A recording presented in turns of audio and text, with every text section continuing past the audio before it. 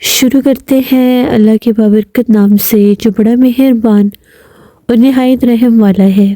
تمام تعریفیں میرے اللہ رب العزت کے لیے ہیں۔ خوفناک کہانیوں کے معزز ناظرین کو میری طرف سے السلام علیکم۔ امید کرتی ہوں آپ سب لوگ خیریت سے ہوں گے، جہاں ہوں گے خوش ہوں گے، اور میرے چینل کی خوفناک کہانیوں کو بے حد پسند کرتے ہوں گے۔ آج آپ لوگوں کے لیے میں بہت ڈرامنی کہانیاں لائی ہوں جنہیں آپ لوگ بہت پسند کریں گے۔ سلسلہ شروع کرتے ہیں آج کی خوفناک کہانیوں کا۔ بڑھتے ہیں آج کی پہلی خوفناک کہانی کی طرف۔ یہ خوفناک کہانی بدر شیئر کر رہے ہیں۔ بدر کہتے ہیں میں حیدرآباد کا رہنے والا ہوں۔ آج آپ کے ساتھ اپنی زندگی کی بہت ہی زیادہ بھیانک کہانی شیئر کرنا چاہتا ہوں۔ آج سے 22 سال پرانی بات ہے۔ میں نے اپنا کاروبار شروع کیا۔ اس سے پہلے میں ایک رینٹ پر لے کر ایک رکشہ چلایا کرتا تھا، تو اس میں سے مجھے بالکل بھی کوئی بچت وغیرہ نہیں ہوتی تھی، محنت بھی بہت لگتی تھی۔ تو میں نے کیا کیا، کچھ دوستوں سے کچھ رشتہ داروں سے ہیلپ لے کر اپنا ایک نیا آٹو رکشہ لیا اور اس کے اوپر میں نے اپنا کاروبار شروع کیا۔ اب میرا خود کا رکشہ تھا، جو بھی میں نے کمانا تھا وہ میرا اپنا ہی ہونا تھا سارا۔ میں بہت خوش تھا۔ 4-5 دن میں نے بہت محنت سے کام کیا۔ ایک دوست کے پاس بیٹھا تھا تو اس نے کہا کہ رکشہ تو تم نے لے لیا، اس کا کوئی صدقہ وغیرہ بھی کرو، اب تمہاری اپنی سواری بن گئی ہے، تمہیں چاہیے تم کچھ صدقہ خیرات کرو۔ تو میں نے اسے کہا کہ ہاں بالکل، یہ بات تو ٹھیک ہے۔ اس نے کہا ایسا کرو، تم بازار سے جا کر کالے بکرے کا سر لو اور صدقہ کر کے کسی قبرستان میں پھینکو۔ میں نے اسے کہا کہ چلو ٹھیک ہے، میں ایسے کر لیتا ہوں۔ میں وہاں سے اٹھا بازار جانے کے لیے، تو راستے میں پھاٹک بند تھا۔ وہاں پر کھڑے ہوتے ہوتے کافی ٹائم ہو گیا، یہاں تک کہ مغرب ہو گئی۔ مغرب کی اذانوں کے بعد میں مارکیٹ پہنچا۔ وہاں سے میں نے بکرے کا ایک سر لیا، کالے بکرے کا، اور میں نے اس کو اپنے رکشے میں رکھ لیا، اور ہم لوگوں کے شہر سے باہر بالکل ایک قبرستان ہوتا تھا۔ میں نے سوچا جاتا وہاں پر اس کو پھینکتا جاؤں گا۔ جب میں قبرستان کے پاس پہنچا، میں نے رکشہ روکا، رکشے سے باہر نکلا، تو قبرستان کے اندر جا کے جیسے میں نے وہ بکرے کا سر میں پھینکنے لگا، ابھی میں پھینک کر باہر ہی نکلا تو کیا دیکھتا ہوں، بالکل میرے پیچھے پیچھے ایک عورت چلتی ہوئی آ گئی، سفید چادر والی، اور مجھے کہتی کہ بھائی رکشے والے کا رکشہ خالی ہے تو مجھے لیتے جاؤ۔ میں بڑا حیران ہوا کہ مغرب کے ٹائم ہی عورت یہ ایک دم سے کہاں سے آ گئی۔ جب میں بکرے کا سر پھینکنے جا رہا تھا تب تو مجھے کوئی نظر نہیں آیا۔ پھر مجھے لگا کہ شاید میں نے غور نہیں کیا ہوگا، یہ اس سائڈ سے آ رہی ہوگی، کیونکہ میں تو دائیں جانے مڑ گیا تھا، ویسے بھی رکشہ خالی تھا۔ میں نے اسے کہا کہ ٹھیک ہے آپ میرے رکشے میں بیٹھ جائیں، آپ نے جانا کہاں پہ ہے۔ اس نے جو علاقہ بتایا وہ بالکل اپوزٹ سائڈ پر تھا۔ میں نے اس سے کہا کہ ٹھیک ہے میں آپ کو اتار دوں گا، کرایہ میں نے اسے بتا دیا، اور اس کو اپنے رکشے میں بٹھا کر چھوڑنے کے لیے چلا گیا۔ راستے میں ایک اور قبرستان بھی آتا تھا۔ اس قبرستان کے پاس سے جب ہم لوگ گزر رہے تھے تو ایک دم سے میرا رکشہ بہت زیادہ بھاری ہو گیا، اندھیرا بھی بہت زیادہ ہو گیا تھا، پتہ ہی نہیں چلا کہ ایک دم سے میرا رکشہ بند ہوا اور ساتھ ہی ایک جھٹکے سے چل بھی گیا۔ اب اس عورت نے مجھے جو جگہ بتائی تھی، میں اس کو وہاں پر جب لے کر پہنچا، میں نے پلٹ کر دیکھا تو رکشہ خالی تھا، رکشے میں وہ عورت نہیں تھی۔ وہ عورت رکشے سے کب اتری مجھے پتہ ہی نہیں چلا، یہاں تک کہ اس قبرستان، دوسرے جو قبرستان کے پاس سے ہم گزر رہے تھے، وہاں پر جاتے تک بھی مجھے ایسا لگ رہا تھا کہ جیسے وہ عورت رکشے کے اندر ہی ہے۔ پھر ایک دم سے جیسے اس طرف اندھیرا بہت زیادہ تھا اور رکشے کی ایک دم سے جیسے لائٹ بند ہوئی، اس دوران ہی کہیں شاید وہ رکشے سے اتری یا جو بھی ہوا، میں بہت زیادہ ڈر گیا۔ میں نے فوراً سے رکشہ اپنا واپس موڑا اور وہاں سے اپنے گھر پہنچا۔ وہ جگہ خاصی دور تھی میرے گھر سے، مجھے واپس آتے آتے بھی تقریباً 1 گھنٹہ لگ گیا۔ میں سارے راستے اس کو کوستا رہا کہ پتہ نہیں کون تھی کون نہیں، مجھے اتنی دور خوار بھی کیا اور مجھے کچھ حاصل بھی نہیں ہوا۔ घर में आ गया मेरी तबीयत बड़ी सा ख़राब होने लग गई। मेरा सर बड़ा सा भारी सा होने लग गया, कंधे भी वजनी हो गए। समझ में नहीं आ रहा था कि एकदम से क्या हो गया, मैं क्यों इतनी थकावट महसूस कर रहा हूँ। उसके बाद मैंने वहाँ मुश्किल खाना खाया, मुझे बड़ी सख्त नींद आ रही थी। घर वालों से भी मैंने कोई ख़ास बात नहीं की। मेरी मिसेज़ मुझे बार बार कह रही थी कि आपकी तबीयत ठीक नहीं लग रही, आपकी आंखें बड़ी सुर्ख हुई हुई हैं। मैंने से कहा कि पता नहीं मुझे क्या हुआ है, मैं बहुत ज़्यादा थकावट महसूस कर रहा हूँ, मैं बस सोना चाहता हूँ। मैं जाकर बिस्तर में लेट गया। सर्दियों का मौसम था, फ़ौरन ही नींद आ गई। मैं सो गया। रात के कहीं पिछले पहर मेरी आंख खुली। एकदम से मेरी आंख खुल गई। गहरी नींद में था तो मेरी आंख खुल गई।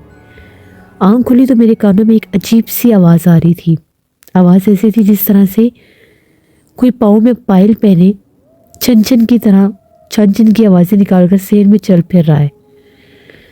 मुझे ये भी समझ नहीं आई कि रात का कौन सा टाइम है और ये आवाज़ें कैसी आ रही हैं। एकदम से मैं उठा। मैंने सोचा चलो मैं बाथरूम से हो लेता हूँ। मैं वॉशरूम जाना चाहता था। मैं अपने बिस्तर से बाहर निकला। सब घर वाले सोए हुए थे, बिल्कुल सन्नाटा, खामोशी हर तरफ।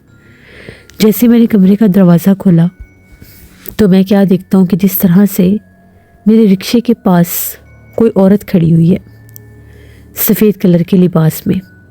बाकायदा मेरे रिक्शे के पास वो खड़ी हुई थी।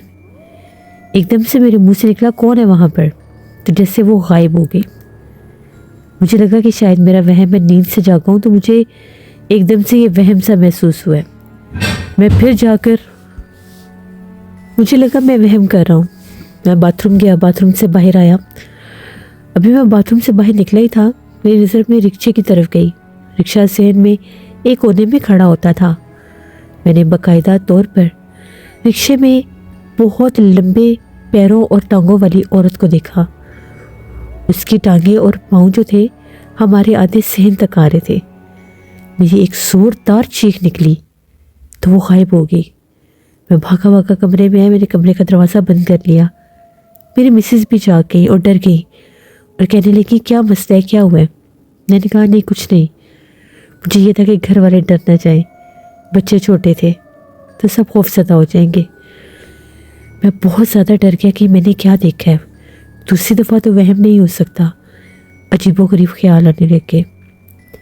सोने की कोशिश करने लगा तो ऐसे लग रहा था जैसे बहुत ज़्यादा कोई मेरे सीने पर बोझ डाल रहा है। फिर मैं उठा, मैंने पानी वगैरह पिया।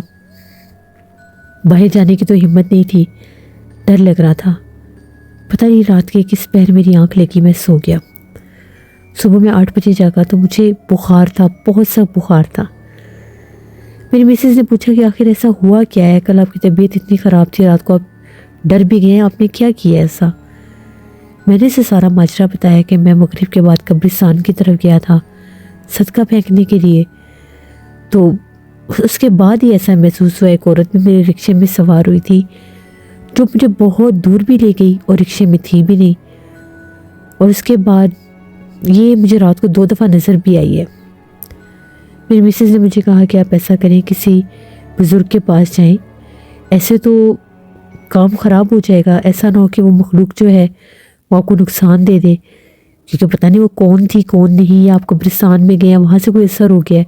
हो सकता है वो कोई औरत ही हो, लेकिन आपको पता ही ना लगा वो कब रिक्शे से उतर गई।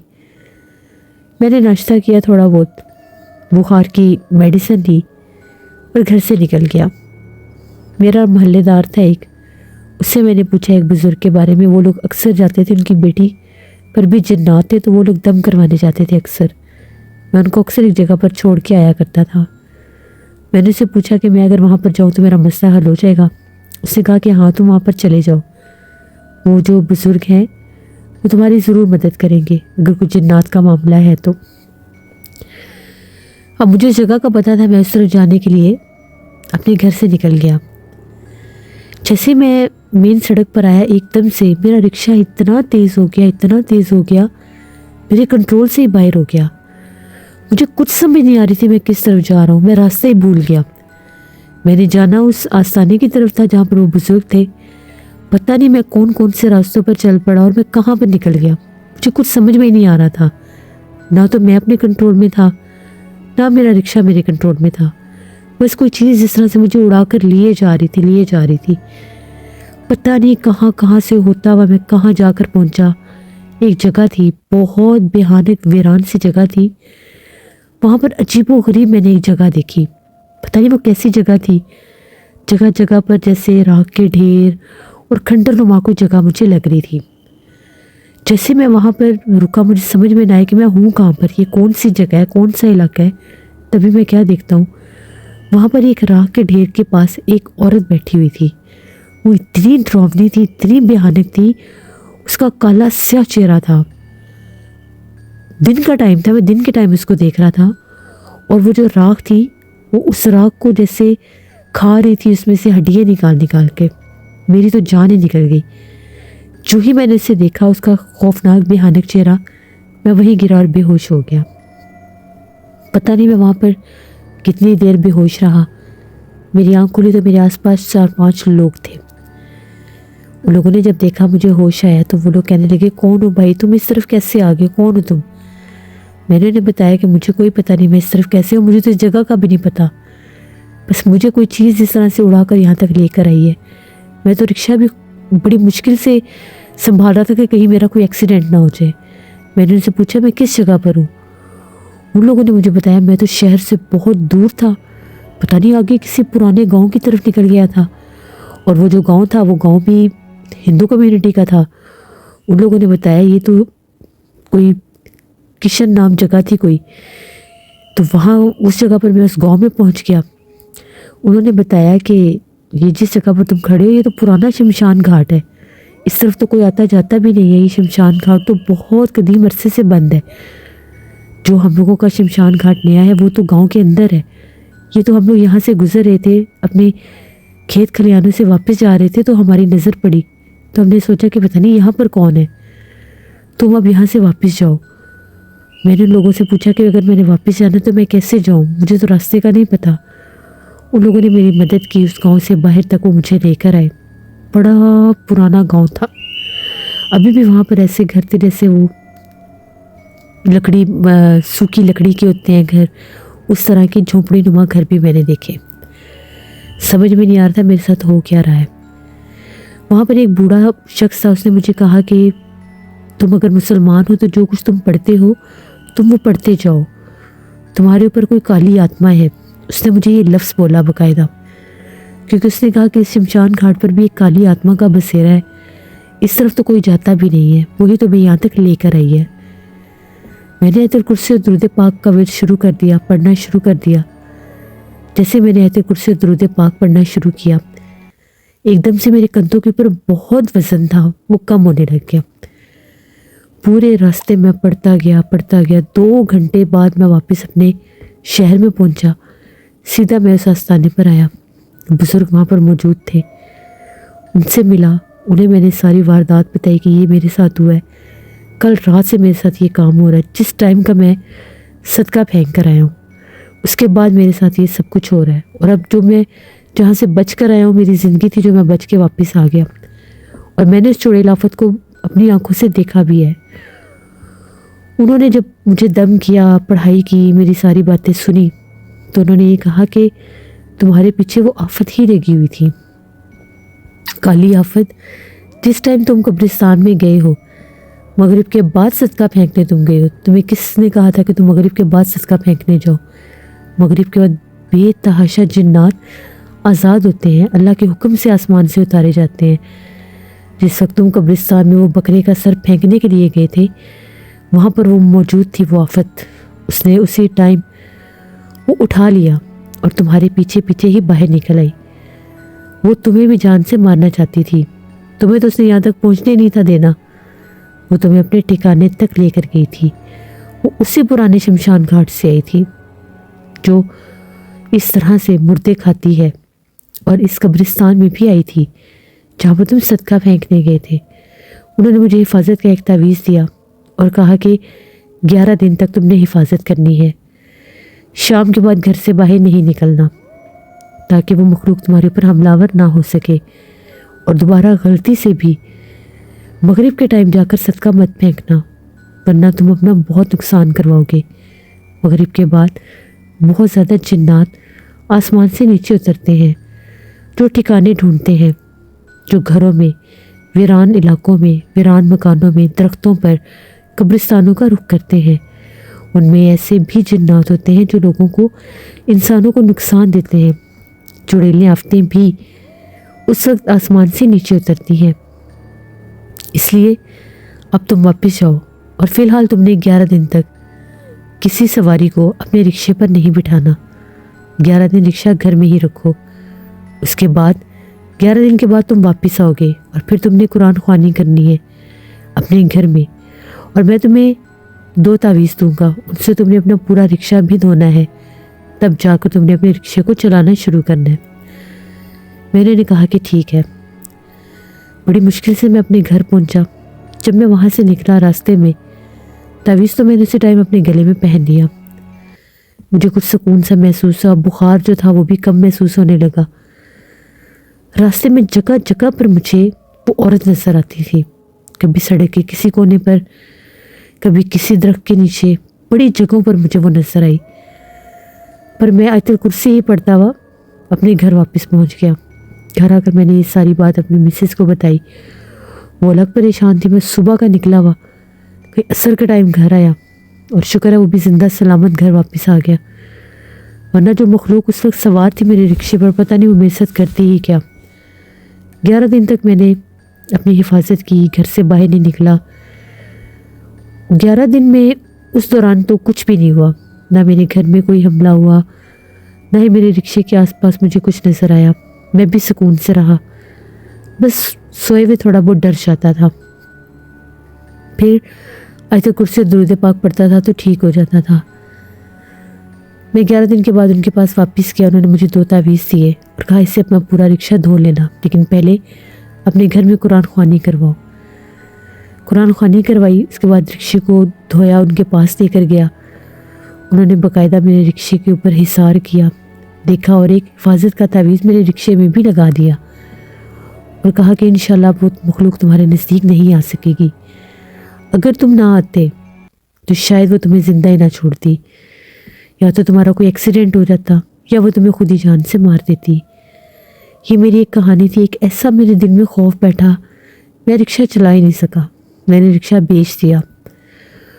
اس کے بعد میں نے ایک اور چھوٹا سا اپنا سیٹ اپ بنا دیا اپنے گھر میں، وہیں سے پھر میں نے اپنا کام سٹارٹ کیا، اور آج تک بھی میں، میرے بیٹے، ہم لوگوں کا اپنا ایک جیسے سٹور ہے، جنرل سٹور، اسی پر بیٹھتے ہیں۔ دوبارہ میں رکشہ چلا ہی نہیں سکا۔ یہ میری ایک کہانی تھی، اور میں آپ کے سبھی سننے والوں کو یہ میسیج دینا چاہوں گا، غلطی سے بھی مغرب کے بعد کبھی قبرستان میں صدقہ وغیرہ پھینکنے، گوشت کا تو بالکل بھی نہ جائے، کیونکہ وہاں پر ایسے ایسے جنات اور مخلوقات ہوتے ہیں جو انسان کے پیچھے لگ جاتے ہیں۔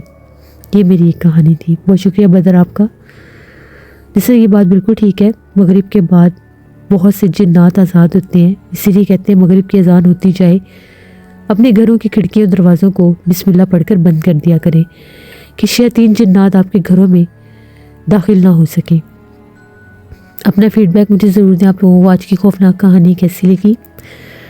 آپ لوگ بھی اپنی خوفناک کہانی شیئر کر سکتے ہیں۔ ڈسکرپشن باکس میں دیے گئے ای میل آئی ڈی nusheenvi57@gmail.com پر۔ اس کے علاوہ آپ لوگ مجھے کمنٹ باکس میں بھی سٹوری شیئر کر سکتے ہیں۔ نانا جی کی کہانیوں میں آج بہت ڈراؤنی کہانی آئے گی، اس کو وزٹ کریے گا۔ پرسرار واقعات میں کل واقعات آئیں گے، ان کو بھی وزٹ کریے گا۔ اپنا بہت سا خیال رکھیں، اپنی ڈھیروں دعاؤں میں مجھے، میری فیملی، میرے پورے پاکستان کو یاد رکھیے گا۔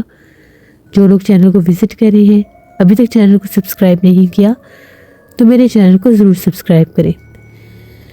جہاں رہیں خوش رہیں، انشاءاللہ کل پھر ملاقات ہوگی۔ Thank you for listening my stories. Stay tune. اللہ حافظ۔